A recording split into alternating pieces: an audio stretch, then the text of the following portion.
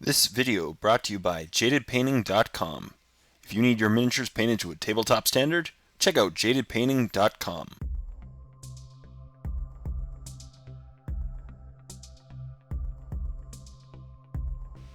Hey everyone, welcome back to another painting tutorial. As always, my name is Jay, and today I'll be showing you how I painted up this Belial model, one of the new awesome HQ models for the Dark Angels army.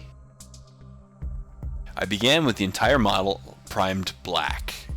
Since I'm actually going over with light colors, black may not be the ideal choice, so you may want to use a gray perhaps. I just prefer to use a dark color and then go over it with white or light colors.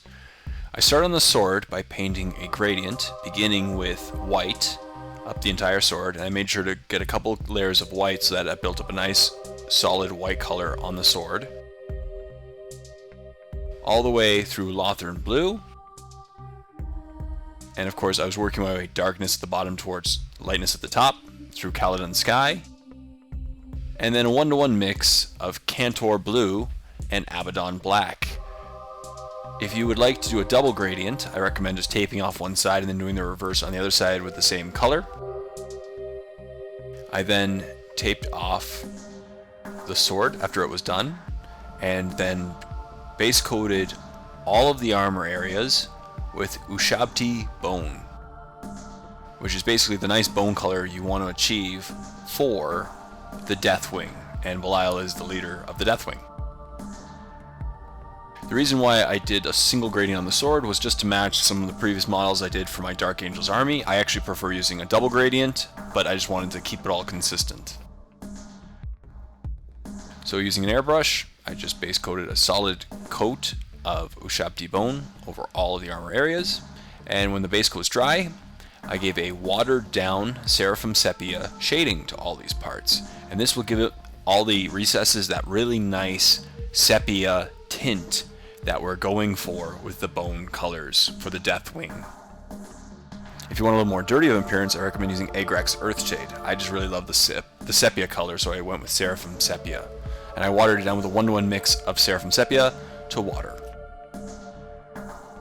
When the shade was dry, I highlighted the model by doing an airbrush at a 45-degree angle, first with shabti bone, and then directly from the top of the model with a 1-to-1 mix of shabti bone and white scars, producing a really nice gradient of colors from where the light source would be hitting the top, which would be the lightest 1-to-1 mix, and then the other areas would be the shabti bone by itself. And then to protect the model, I gave it a satin varnish. I started on the skin areas with rat skin flesh, the nice base color from the Citadel range. I then went straight to a first highlight with Bestigor flesh, and then gave it a shading with Rakeland flesh shade, which will get in the recesses and give some nice depth to the face. When the shade was dry, I gave a single overbrush highlight with Bestigor flesh, and then an even lighter one with Ungor flesh to finish up the skin. I then started on all the clothing areas, like the cloths and his front garments, with Caliban green, which is basically the new Dark Angels green for the Citadel range. I found Caliban green to go on very thin, even though it is a base color. So I did 2 of these thin coats to make sure to get a very nice even coverage over all the clothing areas before proceeding to the shading and highlighting. Remember, with every base color, it is very important to get a nice even coverage before proceeding. As you can see, I'm just covering all the clothing areas such as the hood, his front garment,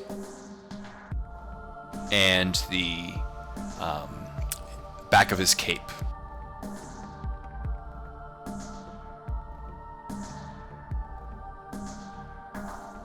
Remember to take your time and to be very patient, because especially with the thin areas between the garments and the armor, you don't want to accidentally get the green paint on the nice armor that we spent so long getting all Deathwing looking.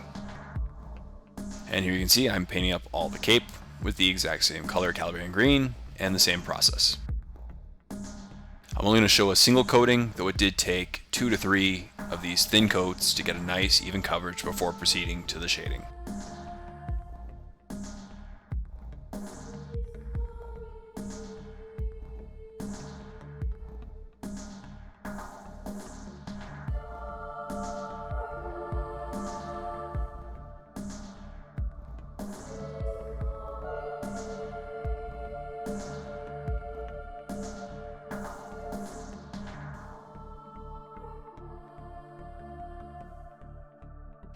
And then I painted the symbols on his right shoulder pad and the shield on his chest with the same Caliban green. And when the base coat was dry, I gave a nice dark shading to all these areas with Belial tan green shading. Despite the fact that Caliban green is a very dark color, Belial tan green will still even give more depth of shading to all the recesses and provide some really nice variation in color for these green areas.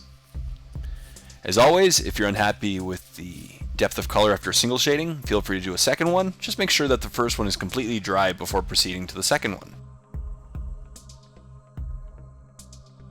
And when the shade was dry, I gave an overbrush highlight once again with Caliban green. And it's a perfect match since Caliban green was the base color.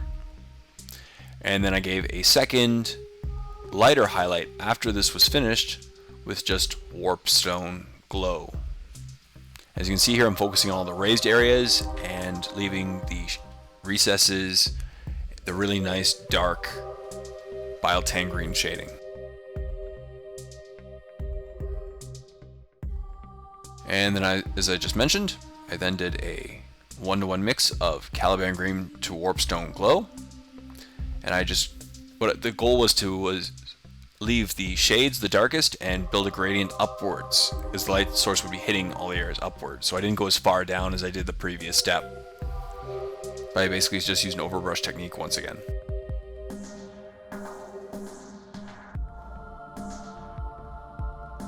So as you can see here on the back of the cape, I'm not going as far down into the recesses as I did with the previous step. I'm just trying to stay a little bit lighter and build a nice gradient from the top to the bottom. This is a very quick way to produce such a gradient, and it looks very nice in the end.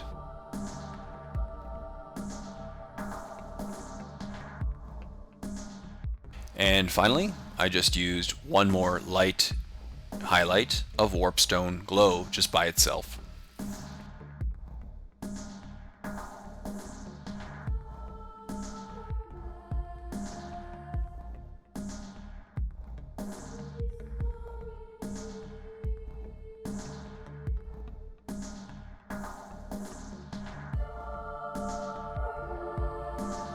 And for this part, I just focused on the highest and most raised areas on the clothing.